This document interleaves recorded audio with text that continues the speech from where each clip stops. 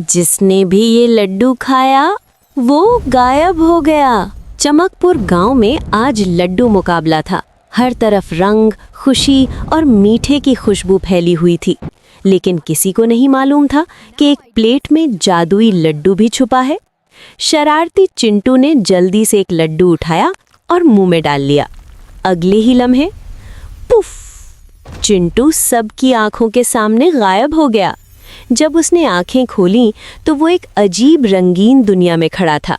गुलाबी आसमान, नीले दरख्त और हवा में उड़ते मिठाइयों के टुकड़े। अचानक एक मोटा सा बोलता हुआ लड्डू उसके सामने आया। खुशामदीद चिंटू, अब तुम्हें घर वापस जाना है तो 3 पहेलियां हल करनी होंगी। चिंटू घबरा गया। नहीं, अम्मी मारेंगी। पहली पहेली आई, वो क्या है जो जितना बांटो उतना बढ़ता है। चिंटू ने आंखें बंद की, सोचा और जोर से बोला, मोहब्बत। जमीन हिलने लगी, रोशनी चमकी, लेकिन जादुई लड्डू जोर से हंसा। सही जवाब, मगर खेल अभी खत्म नहीं हुआ। अचानक जमीन फट गई और चिंटू नीचे गिरने लगा। क्या चिंटू वापस आ पाएगा या वो हमेशा के लिए जादुई दुनिया में फंस जाएगा? जानने के लिए पार्ट 2 जरूर देखें। चैनल को लाइक, शेयर और सब्सक्राइब करें।